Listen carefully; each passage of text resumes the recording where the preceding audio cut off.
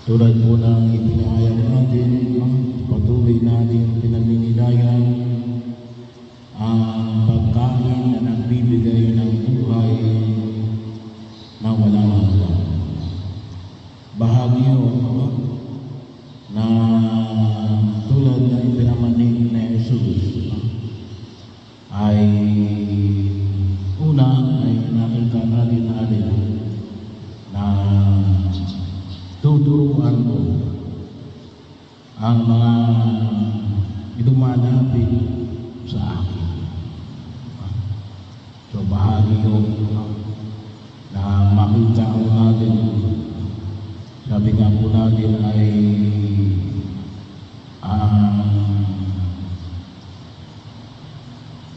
bahagi pag sinabi natin yung pagtuturo, marami na siyang pagtuturo pero ay dumalapit pa tayo. Kasi kahit na magturo tayo, hindi naman dumalapit sa atin, ay wala. Sabi nga natin, baka lamang tayo ay nagsasalita sa pader. Kaya mahalagang makita natin yung pagkilala. At yung isang karanasan na nakita natin ay yung ibinahagi sa unang pagbasa sa aklat ng mga gawa ng mga apostol. At ipinahayag rito si Felipe. Sabi nga natin yung Sabado, May 3, ay kapistahan ni San Felipe at Santiago Bata. Pero yung Ebanghelyo natin ngayon ay maliwanag natin si Felipe ay inutusan ng isang anghel ng Panginoon. Anong sabi dito? Pumunta ka sa ilog sa daang patungong Gaza.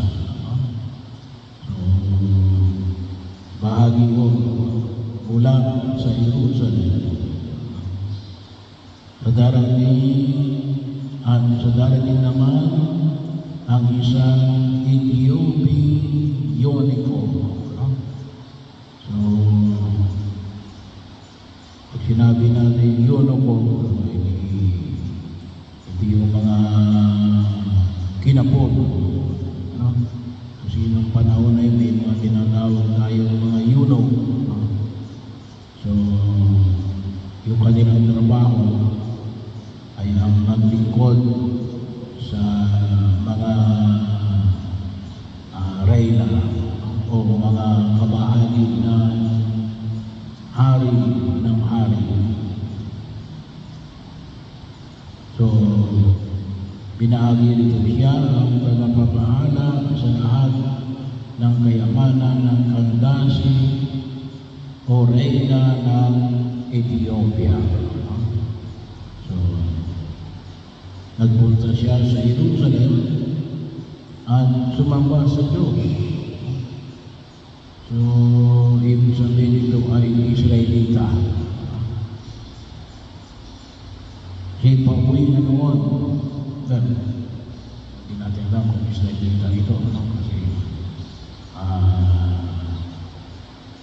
medyo may maaaring later niya na lang nalaman na siya ay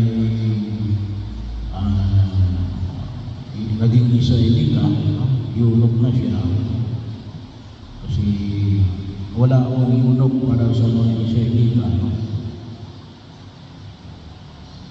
Sabi dito ay siya'y pauwi na noon, nakasakay sa kanyang karwahe at nagbabasa ng aklat ni Propeta Isaias.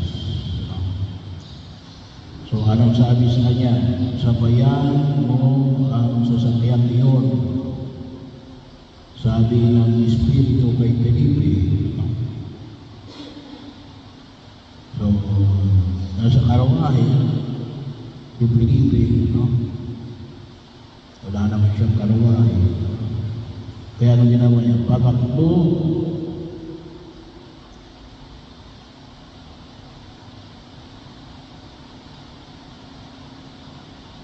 lumapit si Felipe at narinig niyang binabasa ng eunuko ang aklat ni Propeta Isaias. Kaya tinanong niya ang eunuko, naunawaan mo ba ninyo ang inyong binabasa? So sinabi ng eunuko, paano kung maunawaan ito kung walang magpapaliwanag sa akin? At si Felipe inanyaan niyang sumakay sa karawahe at umupo sa tabi nito. So bahagi yun na kung saan ay ipinaliwanag ni Felipe ang simula ng bahagi ng binabasa niya mula sa aklat ni Propeta Isaias. So, alam naman natin kung saan yung Ethiopia, bahagi ng Africa. So, pagkatapos na kung saan ay kaya lulusin ako ay mas nauna pa ilang bahagi ng Africa na maging Kristiyano kaysa sa ating. Kaya lang, pagkakataon na kung saan ay ipinamamanig sa atin na sabi nga po namin ay yung pananampalataya ay nagsisimula sa pamagitan na pakikinig ng mga taong nais na magpaliwanag tungkol sa ating pananampalataya. So, bahagi ng pagkilos na kaakibat po ito na nakita natin yung kahalagahan ng pagkain na nagbibigay ng buhay na walang hanggan ay kaakibat natin na tuturuan tayo ng Diyos. Kaya nga sabi nga natin ang ating pananampalataya ay nagsisimula sa pagkakilang na tinatawag natin na pakikinig. Faith comes from hearing. Kaya mahalaga na patuloy natin mapalalim ang ating pananampalataya. Kagawa, hindi lang maliwanag kung itong Ethiopia ito ay Israelita o nakita niya lamang na nais niya maging Israelita, pero isang maliwanag ito na siya ay nagpunta sa Jerusalem para sumamba.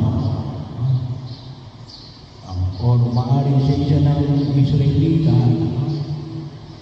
kasi naka-diaspora naman yung mga Israelita at nais niyang lumalim yung kanyang pananampalataya. So maaaring kasi siya Israelita kailangan hindi walang komunidad sa lugar niya na maaaring nagpapahayag tungkol sa pananampalataya upang maunawaan niya ang aklat ng Propeta Isaias. So alam po namin na ang aklat ng Propeta Isaias ay isa sa mga pundasyon na kumikilala sa tinatawag nating Mesiyas, ang hinihintay na magliligtas sa kanyang bayan Israel. Lalo na po image na tupa na pastor ang imahe na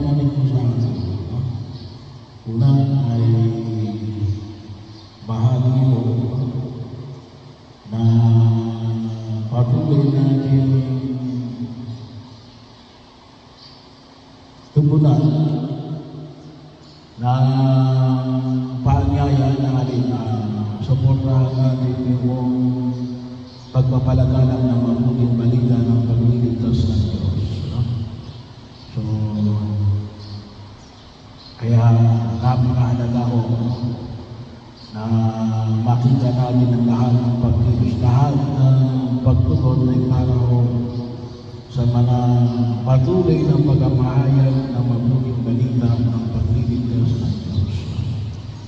Kasama na po ito yung sana po ay kung mayroong mga seminars, retreats, and recollection ay makapagdagdag ng aking pananalig sa harapan ng Panginoon Kapatid. Lalo-lalo na kung matulungan din natin ang mga tao na maging mga tagapagpahayag ng mabuting balita ng pagliligtas ng Diyos. Ito yung mga magtawagin natin ngayon sa ministeryo ng pagiging propeta.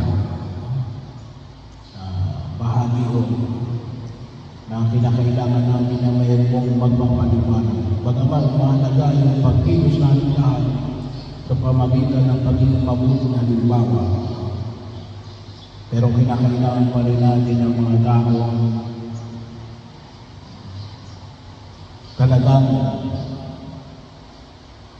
may sapat na kaalaman na magpaliwanag ng salita ng Diyos.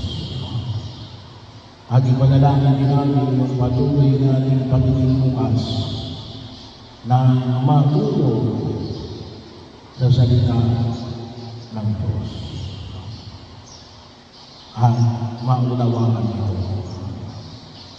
Kaya suportahan natin kung hindi man tayo, ay suportahan natin yung mga nasa level ng tagapagpahayag ng mabuting balita ng pagliligtas ng Diyos.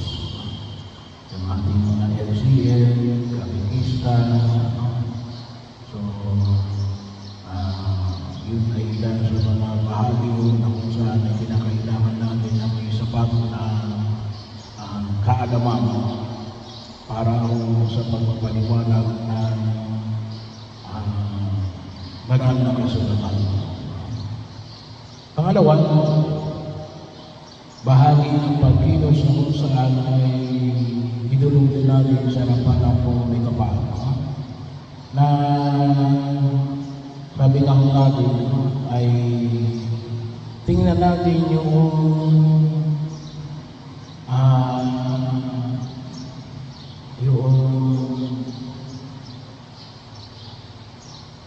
pagluhog ng Espiritu Santo, yung paanyaya ng Espiritu Santo, sapagkat si Felipe ay tumugon sa bahagi na ito sa pagkakalimpan. Well, una ay inutusan siya ng anghel ng Diyos at ginabayan siya ng Espiritu Santo. Napakahalaga yung pagiging natin ng tulong ng Espiritu Santo. Kaya ang isa sa biyaya na nawa, makita natin yung sakramento ng pag-ibig. Kuminsan hindi tayo humihiling sa tulong ng Espiritu Santo. Ngayon, humingi tayo ng tulong na tayo nawa ay gustusin ng Espiritu Santo sa ginagawa ng ang tawagin namin ay conclave, pagpili ng Papa. Pero hindi lamang no? Kaya maganda mo yung awit natin, halina Espiritu Santo. So, lalo-lalo na on decision making. Bagaman nakuha namin siguro yung maraming data, pero tingin natin yung alin, yung tulong ng Espiritu Santo. Tingin natin alin, bigyan tayo ng direksyon ng Espiritu Santo. At tulad ng pagbibigay niya ng direksyon kay Felipe, naturuan ang Ethiopian eunuch na ito upang maunawaan niya ang kanyang pagbabasa sa aklat ni Propeta Isaias.